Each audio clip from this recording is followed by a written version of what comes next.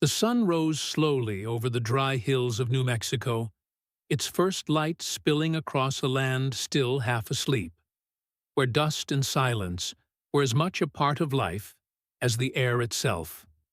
In a small adobe cabin near Fort Sumner, a young man stirred from a restless sleep, the kind haunted not by nightmares, but by memories that refused to fade. They called him Billy the Kid, though he was barely 20, and his legend had already traveled farther than any horse he ever rode. He stretched, winced at a sore shoulder, and smiled faintly at the thought that some newspaper back east probably thought he was dead already. The room around him was simple rifle propped by the door, a half-empty bottle on the table, a hat worn thin by wind and time. Outside, his horse pawed the earth impatiently, as if it too knew that a man like Billy could never rest for long. He saddled up slow, taking time to check his revolver, the one he cleaned more carefully than he ever did his hands. The morning air was sharp and clean, carrying the scent of mesquite and the faint smoke of a distant campfire somewhere beyond the Pecos. As he mounted, the leather creaked softly beneath him, a familiar sound that seemed to whisper of all the trails behind and the few left ahead. He wasn't riding toward anything that morning, just away from lawmen, from stories, from the ghosts that always seemed to ride a few miles behind.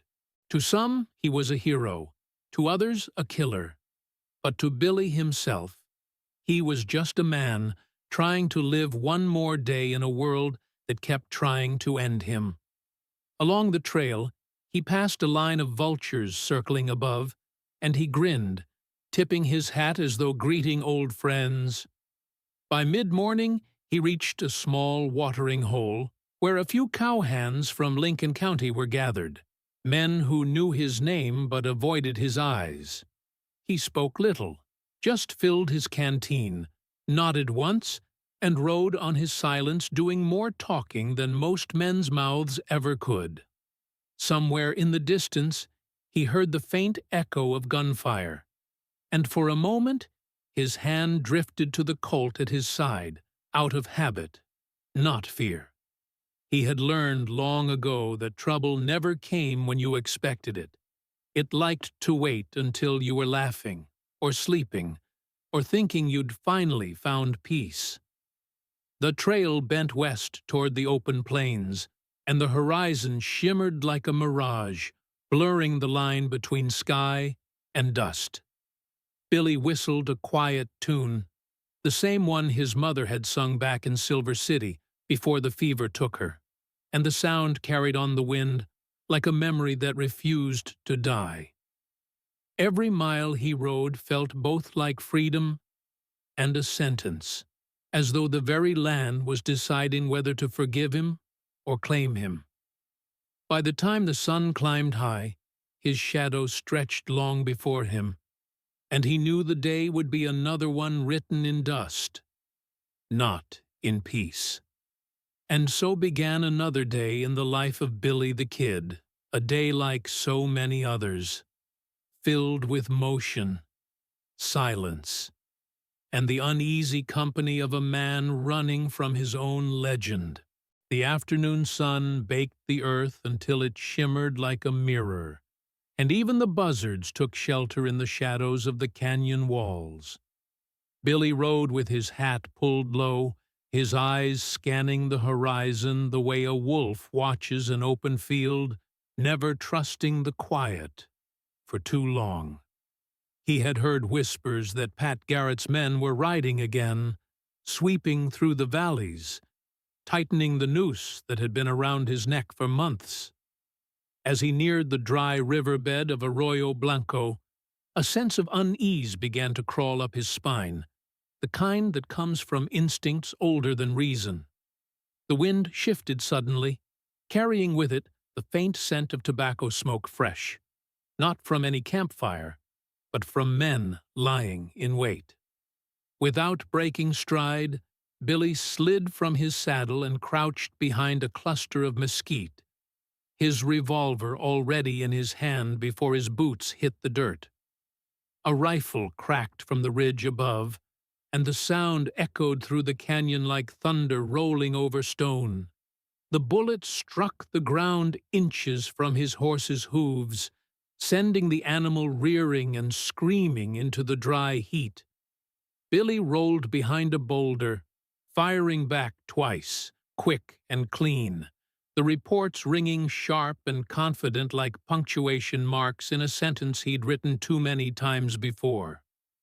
Dust rose around him as more shots followed, kicking up pebbles and splinters, but he stayed low, counting the seconds between each muzzle flash. He had no illusions about fairness out here. Survival was just a matter of being faster, meaner, or luckier than the man aiming at you. One of the ambushers shouted something, his voice young, uncertain, and Billy recognized the sound of inexperience, a mistake that wouldn't last long. He shifted positions silently, crawling along the rocks until he could see the faint glint of a rifle barrel catching the sunlight. With a breath as steady as a prayer, he fired once, then again. The second shot found its mark, and the canyon fell momentarily still. The rest of the posse hesitated, their courage faltering at the sight of how fast death could ride in a man's hand. Billy took the chance, sprinted for his horse, and swung into the saddle just as another volley tore through the air behind him. The horse bolted forward, hooves pounding against the dry riverbed, throwing up clouds of dust that swallowed the world in gold and gray. He didn't look back. He never did, because the past had a way of following him no matter how fast he rode. The canyon walls opened into the wide plains again, and the sound of gunfire faded into the wind, replaced by the steady rhythm of hooves and a heartbeat that refused to slow. As dusk began to fall, he slowed only long enough to reload, each click of the cylinder echoing like a reminder that peace was a thing other men got to keep. Somewhere behind him, in the dying light, the smoke still hung above Arroyo Blanco, marking another place on the map where Billy the Kid had lived to ride again. Night fell soft over the plains, turning the sky into a dark ocean scattered with stars that shimmered like distant campfires of another world. Billy rode slow now, his body sore, his horse limping slightly, the long day's dust settling into the lines of his face like the weight of years he hadn't yet lived. The wind carried the faint sound of coyotes, and somewhere far off, a dog barked a lonely, hollow sound that seemed to echo straight through him. By the time he reached Fort Sumner, the moon had climbed high, silvering the rooftops and painting the world in quiet shades of sorrow. The town was asleep, save for a single lamp burning behind the curtains of Pete Maxwell's house, where shadows moved slow and cautious. Billy dismounted and tied his horse to a post, every motion careful, deliberate, as though some part of him already knew that this ride had an ending. He walked lightly, boots barely scuffing the dirt, his revolver heavy at his side, not as a weapon now, but as an old companion he couldn't quite let go. Inside, laughter flickered faintly from another room, familiar voices, friends perhaps, or ghosts pretending to be. For a moment, he thought of turning away, of riding into the darkness and never looking back, disappearing into the desert the way legends sometimes do. But something fate, pride, or just plain weariness held him there, beneath the soft glow of that moonlit window. He remembered his mother's face, her voice telling him once that every man had two choices, to be forgotten or to be remembered for the wrong reasons. Billy had never been one for choosing carefully, but tonight the choice felt heavy, as though time itself was standing still to watch him decide. He stepped inside quietly, eyes adjusting to the dim light, the smell of old wood and tobacco thick in the air. Pete Maxwell stirred from a chair, startled, and before words could form, another figure emerged from the darkness, a shadow, a lawman, a ghost with a badge. "Who's there?" came the whisper, tense and sharp, and Billy, ever the quick one, answered the only way he knew how, "It's me, Billy." A gunshot cracked the silence, deafening in its suddenness, and the sound rolled out across the sleeping town like thunder over empty hills. The echo faded slow, and the night grew still again, save for the rustle of curtains and the whisper of wind through open doors.